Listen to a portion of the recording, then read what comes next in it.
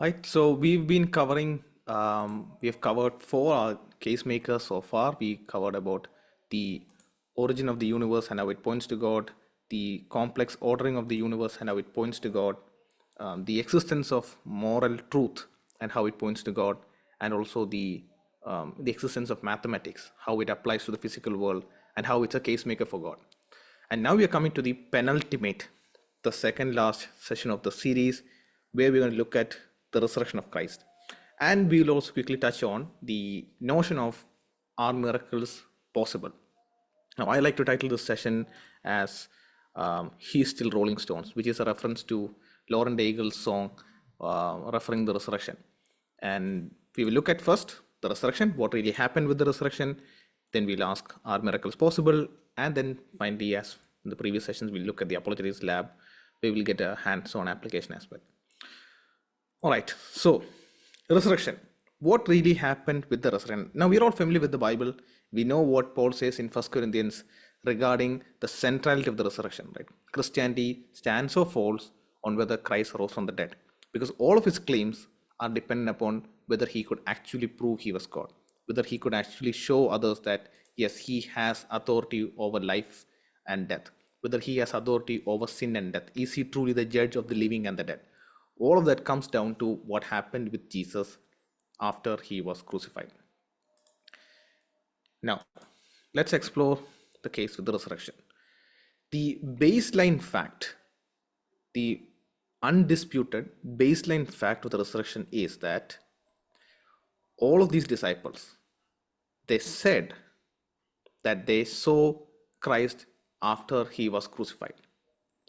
This is the foundational fact. All the disciples are very clear, and the statements are historically there that they claimed to have seen the risen Jesus. In fact, it's so undisputed that one of the most voracious critics of Christianity, Gerd Ludemann, an astounded atheist, said that it is historically certain that Peter and the disciples had experienced after Jesus' death in which Jesus appeared to them as a risen Christ. So this is what we're going to start with, right? If I were going to tell someone why I think the resurrection is true, I would say whether you disagree with the resurrection or not, even an atheist will conclude that yes, the disciples claimed that Jesus came back to life. They claimed that they saw the risen Lord. Now the question is, what do we make sense of those claims? What are the ways that we can explain those claims? Well, we have three options with us. The first one is that they were mistaken. Right? They were deceived, or in some sense, they were mistaken. Or they were lying. And then the final option left before us is maybe they were saying the truth. So we know what is the base claim. The disciples did claim that they saw the risen Lord. Their claim is that the Lord resurrected and they have encountered him. Either they were deceived, they were mistaken, or they are lying, or they are in fact saying the truth. Let's look at the first one. Could it have been that they were mistaken? Now, when someone would say that yes, they were mistaken, this is the best sensible explanation of the facts, of the historical facts before us, the first thing they would bring up is that maybe Jesus didn't die. So the disciples thought he died, but he didn't die, and they saw him later and assumed that he had come back to life, even though he never really, went out of life or never really passed away. So this would be the first possible explanation, right? Maybe Jesus didn't die. Now, what are the issues with this explanation? The first thing is that Jesus was put to death on account of treason, on account of trying to usurp the power and authority of Caesar.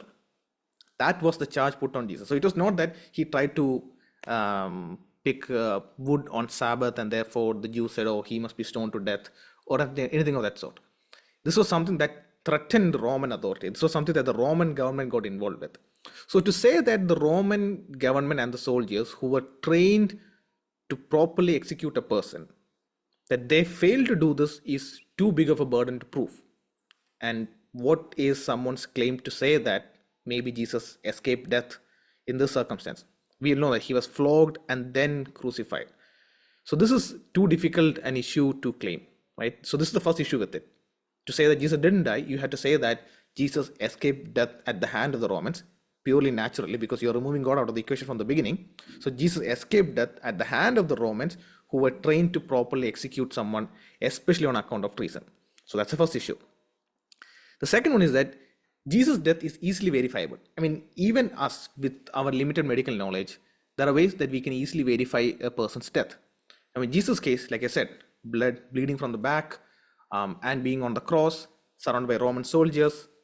Anyone can easily verify. Anyone who deals with his body can easily verify. Especially the Romans would be able to easily verify whether he's dead or not. It's not too complex. It's not just that, but in the Journal of American Medical Association in 1986, a renowned paper came out which looked at the case of Jesus' death, and it said that modern medical interpretation of the historical evidence indicates that Jesus was dead when taken down from the cross.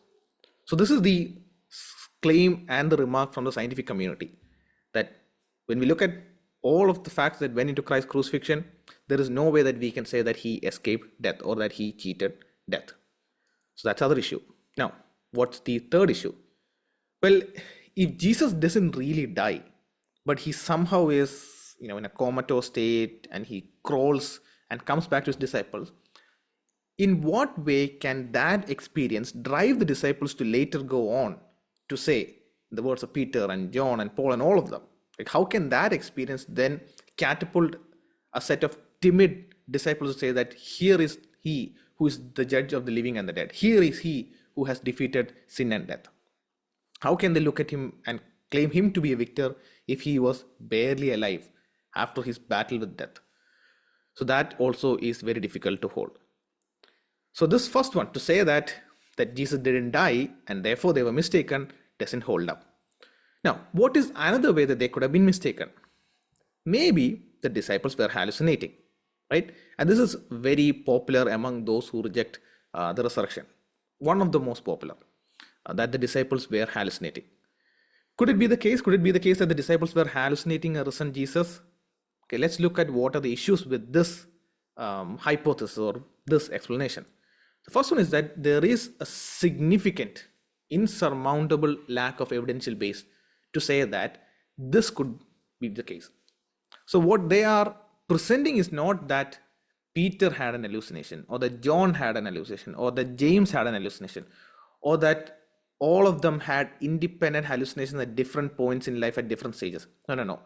What they're trying to say with this explanation is that all of the disciples all together had the same exact form of hallucinations, such that it developed a group belief, a belief that the entire group holds. This is why it's very difficult to amass an evidential or a scientific base for this.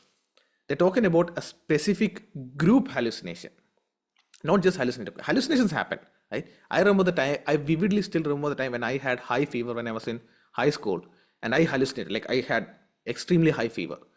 And I still remember those moments of hallucination. But to say that all of the disciples had this hallucination lacks scientific base. It's quite clearly pseudoscience. And in this seminal book, it notes that there is very little scientific documentation on this topic. And this is the go-to book on the topic of hallucinations. So it is not that there is very little examples of group hallucination. The remark is that there is very little scientific documentation of any form on the topic of group hallucinations.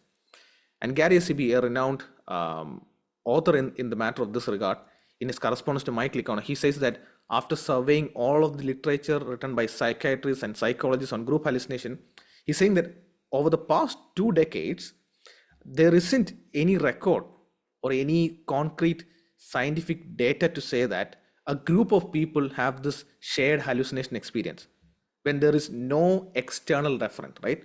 What does that mean? Which means that we are all here, you're all sitting in front of your devices, and we all were to imagine that we all were to hallucinate that there is a flying octopus over each of our head. Now, clearly there is nothing over our head. So there is no point of reference to give base for such an hallucination. So the challenge for a group hallucination is that people of different dispositions, of different mental state, who are not living the exact same lives 24/7. They may be overlap, but they are not living the exact same lives 24/7. Of all of those differences, being able to hallucinate the same thing internally in their head without having any sort of external reference, which is why group hallucination is extremely absurd, and to put it up is a a clear example of pseudoscience. What is the other issue with this? Now, here's a practical challenge to the case of group hallucination. Right? This is the US Navy's SEAL team. Now, the US Navy SEAL, especially SEAL Team 6, is very famous for having played the knock knock joke on Osama bin Laden's door. The US Navy SEAL team is brutal. They're one of the most elite fighting force in the world. And the reason they are this elite fighting force is that as part of the training, they undergo a week of training known as Hell Week. And the success rate is 20%. If you have 100 students who go into it, only 20 get out of it as Marines, as Navy SEALs. 80% drop out. So it is extremely gruesome. Now, the relevance of this is that during this Hell Week, they get couple of hours of sleep across the whole week. They are deeply dehydrated. They are without access to proper food. They are tired. They are put to test. Their mental acumen is stretched and crushed. It is gruesome in every sense. And during these extreme moments is when these Navy SEAL trainees hallucinate.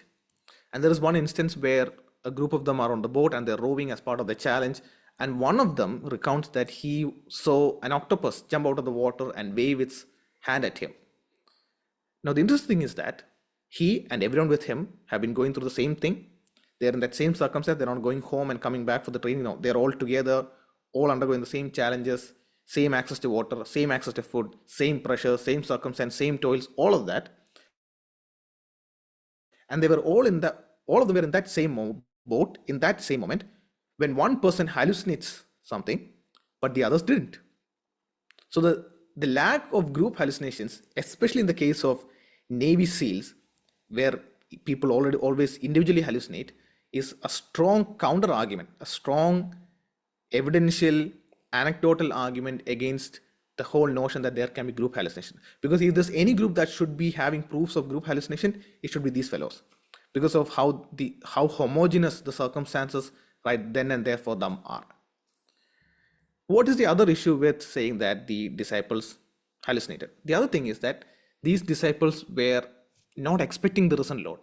After his crucifixion, after his death, they just packed up and went home. That's it. They gave up. They were like, okay, let's go back to fishing. I mean, that's it. It's the end. Even his women disciples, right? The reason they came back on Sunday morning was to make sure that Jesus remains in the tomb comfortably dead. So they didn't come there to welcome him with the spices or anything. They came there to keep him wrapped so that his body remains in the tomb comfortably dead. No one had any expectation of Christ coming back alive. They didn't even understood when Christ spoke about the temple being destroyed and rebuilt. So they had zero expectations to give form to such an hallucination. They had zero mental state to anticipate the Lord coming back to life. So if that was the case, if there was zero expectations, then what was the base for this hallucination? And then finally, these disciples all recount that they had physical, tangible engagement with the Lord. Now, if you're hallucinating, and you're talking about everyone hallucinating, how do they make sense of the lack of such physical, tangible experience? Because obviously it's hallucination, Jesus is not there. So then how do they make sense of those impressions of hallucinations? How do they individually make sense of it? Because hallucinations are out of touch with reality. And so all of these claims of having interacted with the Lord, giving him the fish, giving him the bread, at the seashore, seeing him and interacting and having breakfast with him would all be out of touch. So putting all of these together, we come to say that the notion that the disciples hallucinated, that they had a group hallucination, is deeply unscientific, and there isn't any base in any way, theologically also, in the form of Jesus coming back to life, that the disciples had to expect such a group hallucination. So that is those two key ways where the disciples could have been mistaken. But there are two more absurd conspiracy theories put forward to say that maybe the disciples could have hallucinated. The first one is that Jesus had a long lost twin. So there was the original Jesus, maybe the elder Jesus or someone, the original Jesus who was crucified, put in the tomb of Joseph Arimathea, and then the long lost twin brother returns, coincidentally. And where does he enter the story? Oh, he enters the story on the road to Emmaus with the disciples. which is why he asked the disciples, what's happening? And they're like, dude, where have you been? Have you been under the rock? Have you not heard what's been happening the past 3 days? And then he's like, no, I have no idea. Why? Because he genuinely has no idea. He was long lost. He came back to Judea Samaria around that time. And so the disciples tell him everything. They ask him to stay back for dinner. And he goes into the home and they put on the candles. And then in the flicker of the flame, they see his face and they go, oh, it's the Lord. Oh my Jesus, it's you. That is the explanation of this theory. It's extremely ridiculous, absurd, and quite ad hoc. Meaning, when I say ad hoc, or when we say in philosophy ad hoc, is that you are assuming a lot of stuff that you can't substantiate to then kick off the whole hypothesis. So for this conspiracy theory to start or to stand, first you need a long lost twin for Jesus. And you also need the fact that everyone forgot that there was a twin for Jesus. I mean, how long do you think such a happenstance instance would hold? Like 2 days, 3 days, by the time the news spreads that Jesus is alive, his mother would say, no, he's not him, that's his twin brother. And the whole theory comes down right then and there. So you have to have all of these ridiculous, unsubstantiated, pseudo-scientific conspiracy assumptions in place to then build upon this theory. Here's another even more freakish one. The Romans were involved in this. The Romans came and took Jesus' body away to give form to this cultural, social unrest that would do away with the Judaic land. Like, they were the people who gave form to the notion that Jesus resurrected. So, but then again, there's a question, right? What about the experience that they had? What was the reason for the disciples to then proclaim that he was resurrected? All of this is still there. And then again, even if we keep all of that aside, what is the evidential base to say that the Romans were involved in this? Absolutely nothing. Just one other absurd hypothesis or explanations to do away from the reality. So that's the first part, right? The point that they were mistaken cannot be held. It's deeply unscientific, lacks evidential base, and there are good counter questions to be asked about it. Now comes the other most popular one, which is that maybe they lied. Like, all of the disciples, they were in on it, right? Could that be the case? Could it be the case that this is the most successful conspiracy in the history of mankind? All of them lying, all of them holding that conspiracy all together. The first question that comes up is that if they were lying about it, right? If these disciples were lying about it, why would they die for a claim they know is a lie? This is a very important point. I want you to focus really specifically here. I want you to focus for the rest of the talk, but especially here, because a lot of people misunderstand and would ask you a counter question on this. We're not talking about people who are told something is true and they believe it, and they believe it so earnestly that they're going to die for it. No. We're talking about the people who know directly if this is true or not, right? See, I know it's not just a belief I have, but I've substantiated so well that I know that I am not the captain of the Indian team.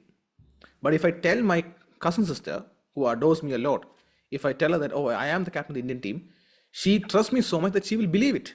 And she will scream at anyone and shout at anyone saying, no, he is the captain of the Indian cricket team. So she may be willing to go any extent for the sake of that belief. Why? Because she trusts me. But I won't go to much extent for the claim that Jacob is the captain of the Indian cricket team, because I know that I am not the captain of the Indian cricket team. So the disciples, being the ones who are able to say that, yes, we know or we don't know, who have first-hand access to what happened concerning Jesus too, if they are to die for it, it's very different from other religious martyrs out there. It's very different from fanatical suicide bombers out there. Because these are the ones who know quite clearly whether this is true or false. So the very fact that they underwent martyrdom, like Sean McDowell's PhD work was into the martyrdom of the disciples. And he says very clearly, Peter, James, John, Paul. I think Peter, Paul, and James. Yeah, Peter, Paul, and James. I'm not able to recollect. He said these three are like undoubtedly sure.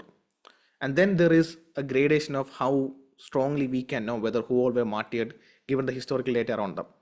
So at the very least, we have three disciples who claim, three apostles who claim to know the truth, giving up their life for this. Why would you lie for something that you know is false? Now, why would you lie for something that is false if you're not going to gain anything out of that lie? It's a known fact about humans that if we commit a crime, it's for either three things. It's either for money, sex, or power. So a dispute with the neighbor about the land, well, that's wealth involved. A manager going to extend to falsify employee records to kick out an employee, a subordinate, well, that's concerned with power. All the horrible news that we keep hearing almost every day in the news has to do with sex. So if humans commit a crime, it's for either one of this. And what's the connection between these three and the life of the Christian apostles and the martyrs? Well, all three is missing from them. They didn't make any wealth, they didn't gain any sort of sensual pleasure out of it, and they had zero power. Now some may say, oh, they had influence among the Christian community. Yeah, while they were being persecuted and hunted and clamped down by the Jewish and Roman authorities. Like, is that power worth lying and fighting and dying for? Is that power to do anything for? Absolutely not. Until the Edict of Milan in the early 4th century, Christianity was always under the thumb of both the Jewish and Roman authorities. So all three is missing from the life of these martyrs. Why would they lie if they're getting absolutely nothing out of it? The other question is that these disciples, why would they lie and then claim that this lie is the pathway to heaven? As devout Jewish believers, what is the basis for these disciples to go on to conquer this lie? And then the lead up of all of this conspiracy is not that they can make money, wealth, or have pleasure, but to tell you that you can go to heaven. How? By believing this lie. In what sense can we say that the disciples found it reasonable to do that? Devout Jewish disciples, how did they find it reasonable to say that this lie that they know is a lie is going to lead them to heaven and lead others to heaven? Because it's the follow-up message that is connecting to all of this, right? What did they do with this lie? What did they do with this conspiracy they were making? They were telling about how you can get closer to God. Literally, they were telling people how to get to heaven. So how can we believe that these devout Jewish believers concocted a lie to say that now that lie is the pathway to the God of Abraham, Isaac, and Jacob? What's the other challenge? Well, in Jewish belief, the idea of an individual resurrection in between time span was not there. Resurrection, yes, it happens, but all the way at the end, when all of the saints all together are resurrected at the very end. So there was never a concept of an individual person resurrecting before the end of time. And surprisingly, there was never that expectation for a Messiah as well. The Messiah was supposed to do or undergo this along with everyone else, right? If ever he were to be resurrected. So they didn't have any contextual Jewish beliefs to concoct this lie up or to convince others, because this goes against every Jewish understanding about what the Messiah or what the resurrection is supposed to look like. So why would they do it? Why would they say that to Jewish believers? I mean, yes, sure, you can say that they did that to the Gentiles, but they're still Jewish believers telling this to Jewish followers. What was the theological or contextual base for them to then bring this up? That's an unanswered question. The other astounding obstacle to say that the disciples lied or that this was a complete conspiracy is the presence of women eyewitness. In that time, in that cultures, women's testimony were not admissible in court. Jewish historian Josephus says that the testimony of a woman is inadmissible in court on account of the levity of her sex. In other words, don't take what she says because she's a woman. Don't take what she says seriously because she's a woman. That was the cultural, societal understanding about the testimony of women. I think in one of the rabbinic commentary or in the Talmud, it refers that let the law be burnt lest it fall into the hands of a woman. So that's how well they regarded women and their testimonies in that culture and era. If that is the case, if this group of people have the least standing in front of the court, if their testimonies are absolutely inadmissible, the disciples have to be absolutely out of their sensible minds to say that those men in that extremely patriarchal society covered and kept away from the tomb, while it was the absolutely inadmissible women who went and witnessed this for the first time. Right? It's not just that we all went and we all saw, and women were also included in it. It's that we men whom, in society and in the courts, our testimony is admissible. We are trustworthy because of our sex. No, all of us, we were hidden away. We were cowards. We covered away. We didn't believe that this would happen. We didn't see it. But it was these women whom you won't accept their testimony who went and saw the risen Lord for the first time, and who then proclaims it. The first evangelizers, the first conveyors of the gospel were these women themselves. Now, what is the reason to say that the disciples who were making a conspiracy decided this was the best way to do? See, for this explanation, for this hypothesis to hold, they have to make sense of this. Because this is the absolutely unreasonable, most dumb way to make a conspiracy. To put absolutely untrustworthy people as the prime and sole eyewitness for an event as historic and astounding as this. So this is an incremental and insurmountable challenge. And I've seen atheists try to wiggle this out, but it's very difficult for them to make the dots connect because this challenge extremely holds. And then finally, what's also interesting with the resurrection is that we see this in the 1st century, 2nd century, 3rd century time after Christianity came to the scene. There is a slew of heresy. There was absolutely zero lack of heresies of all sorts about Jesus' divinity, about the nature of the interaction between the Father, Son, and the Holy Spirit, about the Trinity, about salvation, about the Old Testament. There was so many heresies that you can't keep track. But at no point in the early church was there ever a heresy that Jesus did not rise from the dead. Right? And that's an interesting point to note. When there were so many heresies, on so many stuff, there was never a heresy that came up saying that Jesus did not rise from the dead. That's an interesting point to ponder. And here is a quote from Chuck Colson. Now, Chuck Colson was one of the 10 folks who were trying to protect the former United States President Richard Nixon in the Watergate scandal. You can look it up on the internet. And in trying to protect him, in trying to preserve a conspiracy to protect the most powerful man on the planet Earth, Chuck Colson is saying that with all that power, those 10 men had to protect that lie, to preserve that conspiracy. They couldn't contain it for 2 weeks. And it was this realization, contrasted with what was happening with the claims of the resurrection, that drove Chuck Colson to Christ. And then he went on to establish the Chuck Colson Center for Christianity, which has been doing tremendous work over the past few years. So this again is a very clear, powerful, real life counter argument to say that how do you think this conspiracy would have held? So to say that the disciples were lying, that's a question of martyrdom. Why would they die? What did they gain out of this? How could they have said that this lie is a pathway to heaven? The whole contradistinction between the Jewish understanding of resurrection, a resurrection that is at the end altogether, contrasted with what they're saying of a Messiah in the middle of time, the presence of unreliable, untrustworthy woman eyewitness. Why would they make them as primary eyewitness if they're making this up?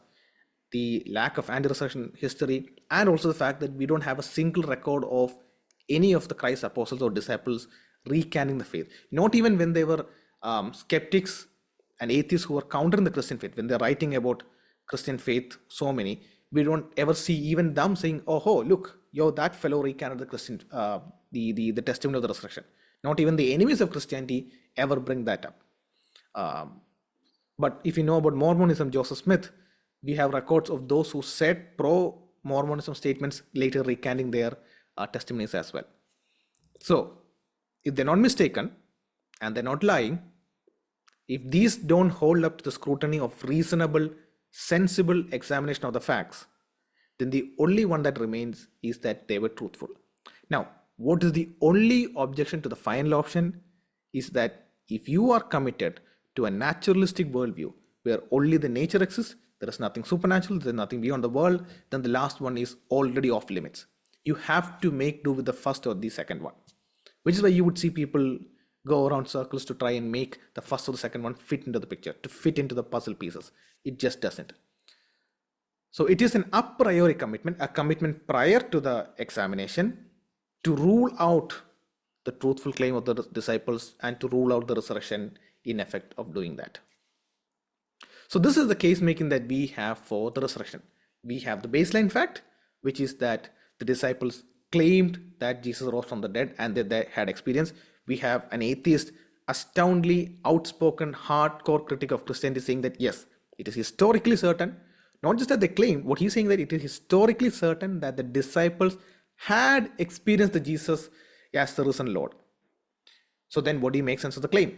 They were mistaken, right? Maybe Jesus didn't die, hallucination, long lost twin, Roman conspiracy, all of that.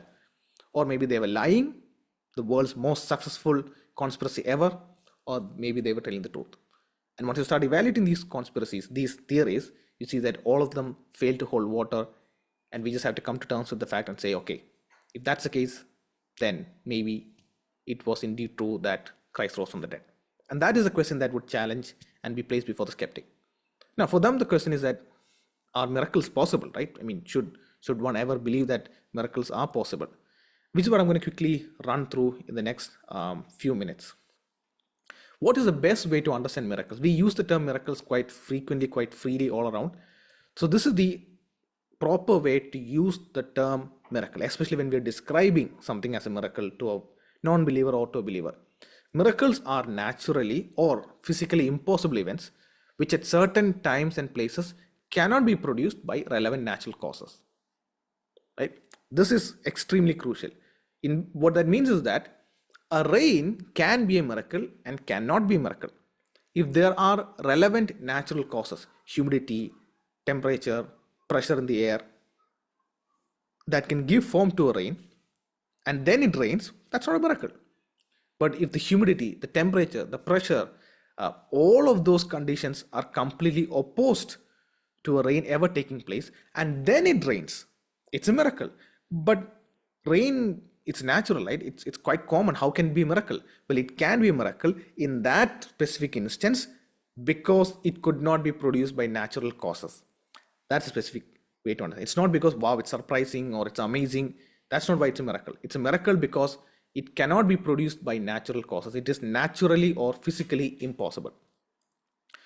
Now, how has history looked at the possibility of miracles? This is a very famous phrase. Isaac Newton, point of order, Isaac Newton was a Unitarian, unfortunately not a Christian, even though he devoted a lot of his study to the Bible. He did believe in God, in a theistic version of God, but unfortunately, to the best of our knowledge, he was a Unitarian. So Isaac Newton, in his book, Principia Mathematica, which talks about the and this is the base, one of the most iconic works of any physicist or scientist discoverer of human history. And in this book, he puts forward the idea that gives form to this formulation of the world, is that the universe, the world, the nature around us is like a machine. It has these gears and moving parts, and everything happens in order. So the three laws that Isaac Newton puts forward, right? If there is an action, there is an equal and opposite reaction, which is a very mechanical way of how things would operate. So all of that gave sense to what came to be called as a Newtonian world machine, meaning Newton tells us that the world operates like a machine. There are these moving parts, these gears, these levers, and the world just operates accordingly to it. Now, how does that factor into the idea about whether miracles would be possible or not? Thinker Diderot, he says that thanks to the works of these great men, the world is no longer a god. It is a machine with its wheels, its cords, its pulleys, its strings, its springs, and its weight. So the common understanding at that time was, we figured out how the world operates. It's no longer mystical, it's no longer divine, it's just like a machine. Now, while Diderot was saying this to rule out God, we have a surprising figure, Voltaire, right? And Craig notes that for Voltaire, it was absurd and insulting to say that God would do miracles. Why? Because this immense machine, the world, has been designed from the beginning to run in the order it is running. It has been designed to run according to divine, immutable decrees of the Lord.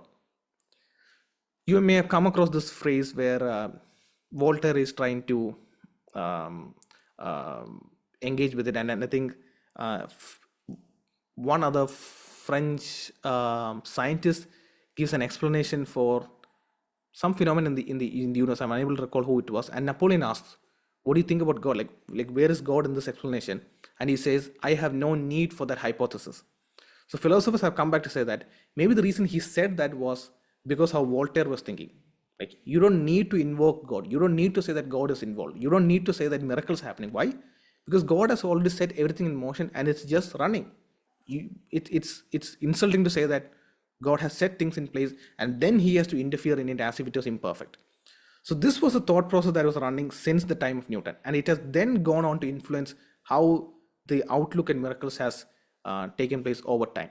It's also quite interesting for us to keep this in mind because as you would come across these thinkers and scholars, this was at play when they were rejecting the miracles. So it was not just really, I'm an atheist, I therefore reject everything supernatural, but this thought process was also influencing how some of them went about to remark and comment about these things. Now, that being said, here's one example of one of the most avowed atheists who has objected ever so clearly against the Kalam cosmological argument, which we looked at in the first session. He says this that, okay, I don't have the quote in this. All right. So, what he says is that it is worth noting that successful prophecy could be regarded as a form of miracle for which there could, in principle, be good evidence. So this is J.L. Mackie, a renowned atheist, and I'm sorry that I didn't have it on the slide. It's there in the outline. He says that, in principle, a prophecy could actually be a solid miracle. So this is an atheist conceding the fact that you can have miracles in the world. Why? He's saying that if you put everything together, if you consider all the facts, then there is a possibility that you can examine it and say, okay, this guy literally properly prophesied something that he couldn't do naturally. So the atheist thinkers are also in some sense open to the possibility of miracles. So this is just an overview, just an overdraft of, not an overdraft, that's a banking term. This is an overview about how thinkers across time has looked at and interacted with the idea about why miracles are possible, why it are impossible and such. Now, I have a video clip to show you, but I don't know, for some reason it's, okay, that's weird. So this, I will share this in the group and I will keep the suspense for you. This is quite literally a miracle captured on tape. Like there is no way to circumvent or circumnavigate this. I will share this link in the group. Unfortunately, the video has gone private now, but hopefully you'll be able to see that in the group. Now, before we move on to the apologetics lab part, the central effect of the resurrection point is that it not only tells us that Christianity is true, it not only shows us that miracles are possible, because if Christ is Lord, which means God exists, and if Christ rose from the dead, which very clearly means that God has control and power to influence life on earth, it then means that he's able to bring about changes in the world. It means that things of the world that look broken, damaged, unredeemable, out of order, and requires a miracle, a supernatural intervention. It cannot come about naturally. Even those things can be very clearly redeemed. Why? Because miracles are possible, because there is a risen Lord. And that has significant implications for the Christian worldview. Because all other worldviews, they talk about some gurus or some figures doing miracles for the sake of proving something. But with Christianity, we not just see a person making a claim and then showing that he is powerful, or making the claim and then showing he is God, but the resurrection message of Christianity is not simply that there is life after death, but it is that the evils and great injustice of this world will be dealt with. That there is a one true just and living judge who is Lord over the dead and the living. And then the immediate after effect is that all of the claims that this Jesus said can now be believed. That includes his claims and promises on justice and righteousness. And it is precisely in the context of the resurrection, the immediate event prior to the resurrection, being Christ on the cross, has significantly enabled Christianity to stand apart from every other worldview. Atheism, absolutely, no doubt, but every other worldview as well. Because the question is, what is God doing on a cross? I mean, if he's just a prophet, that's understandable. People hated him and they crucified him.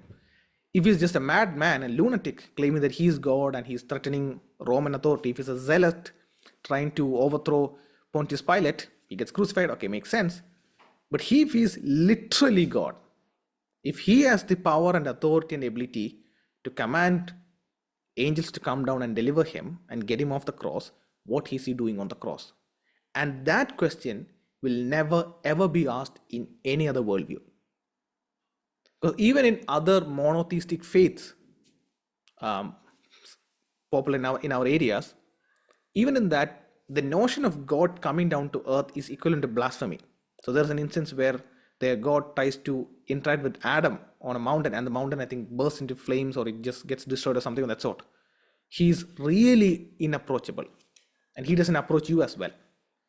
Contrasted to that, you have a God coming down into human form, taking on human flesh, suffering with us, and then bringing about an absolute instance of hope through his resurrection.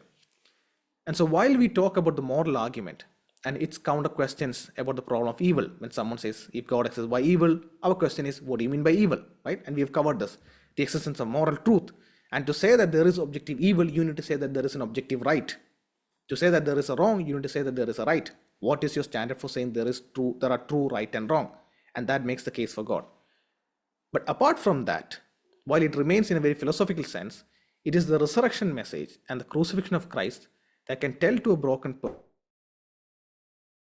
person, a person who is grappling with this question because they have dealt themselves with deep evil in their life, that there is hope and there is justice, and they're talking about a God who relates and empathizes and sympathizes with the pain that they're going through. And that is what makes the resurrection, in the context of its crucifixion, extremely unique and absolutely a historical event for mankind to reckon with.